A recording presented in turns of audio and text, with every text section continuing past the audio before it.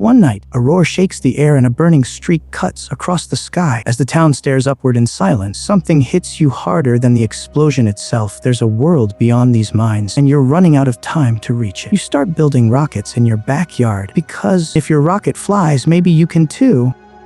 The story begins in a quiet mining town called Coalwood, tucked inside the hills of West Virginia. The place gets its name from the massive coal pits surrounding it, where nearly every man works for a living. But right now, this tiny town and the whole world is buzzing about one thing: Sputnik 1. It's the first man-made satellite ever sent into space by the Soviet Union. The night it's launched, the people of Coalwood gather outside, staring up at the black sky, waiting to see that little moving speck glide across the stars. Among them is a boy named Homer Hickam. As Sputnik streaks overhead, his eyes widen with wonder. Only one quiet word slips out of him: "Whoa."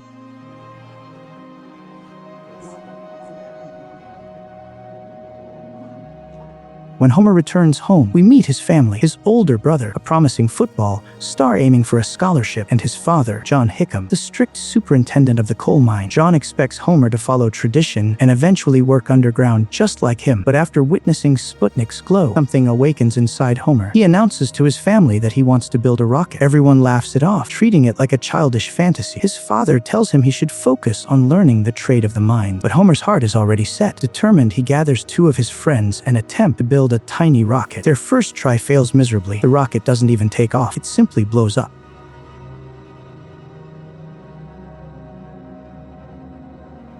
The boys are discouraged, but Homer refuses to stop. He starts reading everything he can find about rocket and approaches Quentin, the smartest kid in their school, the only one who actually understands propulsion and aerodynamics. Homer asks him for help, insisting, "I want to learn everything about rocket science." Eventually, Quentin agrees. Together with Homer's two friends, they begin working in Homer's basement, trying to create a functioning rocket from scratch. They have no proper tools and no real equipment, just scraps and whatever junk they can dig up from around town. Still, they study constantly, learning from every mistake. When they need machines to grind metal or weld parts, Homer asks a worker from his father's mine for help. The man refuses at first, afraid John Hickam will fire him if he gets involved. But later on, he quietly decides to help the boys anyway. With his guidance, they finally create a smooth, polished rocket body. Their first real step toward their dream. The next day, Homer proudly brings the rocket frame to school, but the principal spots it and instantly confiscates it, saying dangerous objects aren't allowed on school ground. Just then, Homer's teacher, Miss Riley, jumps in and lies to protect him. She says she specifically asked Homer to bring it so the class could see it for a project. The principal accepts this and leaves. Until that moment, the boys didn't even know what the county science fair was. Curious, Homer asks Miss Riley about it. She explains that students from across the country compete and the winners earn college scholarship. Hearing this amazes Homer, but Miss Riley reminds him gently that rocket science demands strong math skills, something Homer struggles with. Even so, the boys build another rocket. But during the launch, the rocket spirals wildly off course, nearly hitting bystanders before crashing straight into John Hickam's office. Furious, his father storms home and bans Homer from doing any scientific experiments on mine property ever again. When Homer gets home, he finds all their tools and materials thrown out onto the driveway. Feeling crushed, his friends decide to quit. One tells him, "I know where my future is. Sooner or later, I'll end up in the coal mine anyway." But Homer refuses to accept that fate. He tells them they can continue building rockets, just not on company land. The problem is, the only safe launch site is 8 miles away. His friends hesitate, unwilling to make the long trip, so Homer heads out by himself. After walking for a while, he turns around and sees his friends following him. Together, the four boys march the 8 long miles toward the open field, where they'll keep chasing their dream and turn their rocket project into reality. Out on the empty stretch of land far from town, the boys begin building a little workshop of their own. They have almost nothing to work with, so they scavenge scraps, pieces of metal, broken boards, whatever they can lift, and patch together a tiny shed. As days pass, news about their rocket club spreads around Coalwood, and people start mocking them. Their classmates roll their eyes and call them dreamers. No one believes they can actually build a working rocket, but Homer and his friends hold on to their dream. They push forward even when others laugh. One day, while they get ready for another test launch, an older man walks toward them. He says he heard there was going to be a rocket launch and came out to watch. The boys prepare, ignite the fuse, and once again, the rocket fires crookedly. It jerks sideways, shakes, and slams into the ground.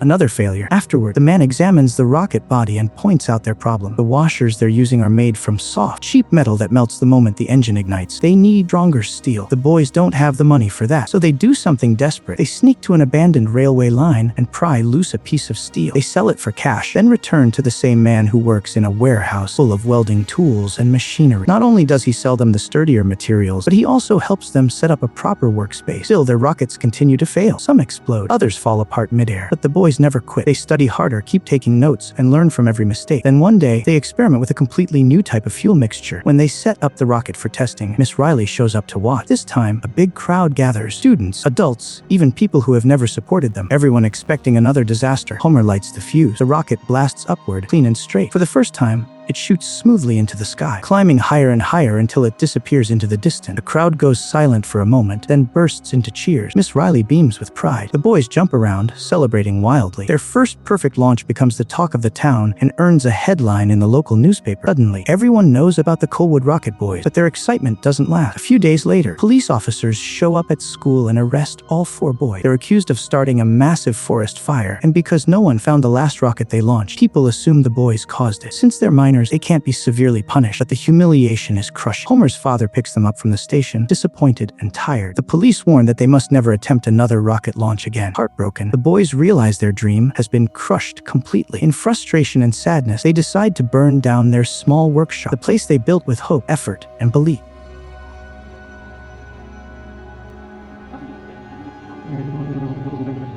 As flames swallow it, they watch the smoke rise, feeling like their future is burning with. Not long after, tragedy strikes Colwood. A terrible accident occurs deep inside the mine. One man is killed, and John Hickam is badly injured. With his father unable to work, Homer steps up and takes his place in the mine. His older brother offers to do it instead, but he has a football scholarship, his chance to go to college, so Homer decides to sacrifice his own dreams and work underground. Months pass. His father slowly heals. Homer's mother urges him to return to school, but he refuses. He feels defeated. His father doesn't mind. This is what he always wanted, for Homer to stay in Colwood and follow the Hickam tradition in the mine. Life becomes exactly what Homer never wanted. One day, covered in coal dust, Homer comes home, and his mother tells him something terrible. Miss Riley is very sick. She's been diagnosed with cancer. Homer rushes to see her. Miss Riley, pale but smiling, talks soft. She tells him she always wanted him to win the science fair, not for the medal, but because it could change his life. She says, "If you had won, I would have felt like I helped you become something more." He tells him he can't spend his life underground if his heart belongs somewhere else. She urges him to listen to himself. Not the mine, not the town, not even his father. Her words hit him harder than any failure. That night, Homer sits in his room and picks up the old rocket science book Miss Riley gave him. Slowly, he turns the pages and begins studying again. He revisits the calculations from their last launch, the one blamed for the forest fire, and something unexpected hits him. His math proves their rocket couldn't have caused the fire at all. Excited, Homer gathers his friend. They hike into the woods, following the coordinates from his calculation. After a long search, they find the missing piece of their rocket lying in a small stream. The hard proof finally clears them. They rush back to school. When Miss Riley sees it, her eyes fill with pride, but the principal brushes it off, saying it doesn't prove anything. Homer doesn't argue. Instead, he goes to the blackboard and writes out every part of his equation, explaining the physics behind the rocket's flight path. By the end of his demonstration, even the principal is convinced. He finally admits Homer was right and tells the boys they deserve to enter the National Science Fair. The 4 of them head back to Homer's basement and get right to work again. They're grinding, welding, fixing every flaw they can find. But then John Hickam walks in. He looks at all the tools scattered around and tells Homer's friends to step outside. When they're gone, he quietly tells Homer that sooner or later he'll have to take over in the mine, and that the thought of it makes him proud. He tells Homer he should come back to work, but Homer stands his ground. He says the mine is his father's world, not his, and that he's never going back down there again. He wants the sky, not the tunnel. John doesn't answer. He just leaves. A few days later, the school officially selects the rocket project for the National Science Fair. Dozens of students submit entries, but Homer and his friends make the final cut. Only one of them can represent the whole team, so they all choose Homer to go. Meanwhile, the coal miners in town begin a union strike against John, shutting the entire mine down. Tension grows. One night, someone even fires a gun at the Hickam house. When Homer expresses concern, his father brushes it off coldly, telling him to worry about his rockets instead. That's when Homer finally snaps. He says the mines are dying, the coal is running out, and none of it is his fault. John looks at him for a long moment before saying, "Do whatever you want." Heartbroken, Homer grabs his things and leaves, saying he's never coming back. The next morning, he boards the train and heads to the National Science Fair. Once he arrives, he sets up his project. People gather around, impressed by the craftsmanship and the math behind it. Even professional engineers admire his work.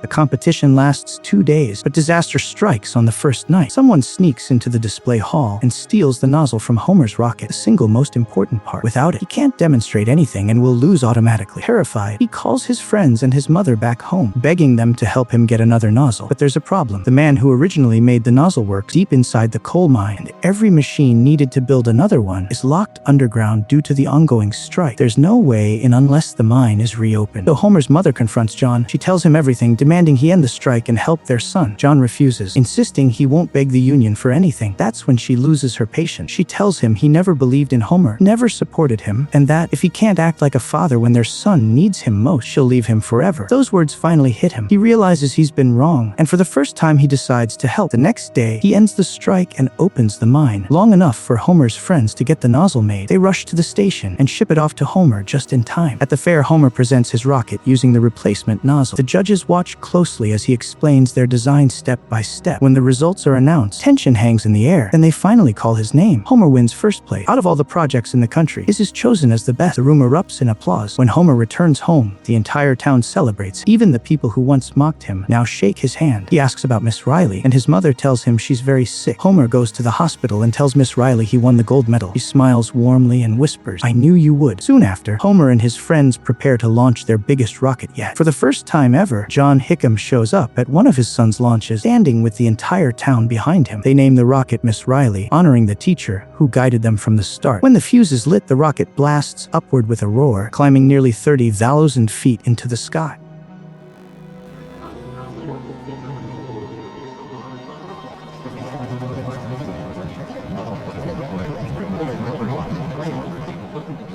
Even from her hospital window, Miss Riley can see it soar. She smiles, proud of them all. John rests his hand on Homer's shoulder, a quiet gesture that says everything he never could. For the first time, he's truly proud of his son. The story ends with a glimpse into the boys' futures. All four of them graduate college. Quentin becomes a chemical engineer. Another friend goes into car sales and later becomes a banker. The third opens an insurance agency. And Homer serves in Vietnam, then becomes an engineer at NASA, later writing several books. Miss Riley, the teacher who believed in them long before anyone else, passes away at 31, but her influence stays alive in every life she helped shape, especially Homer's.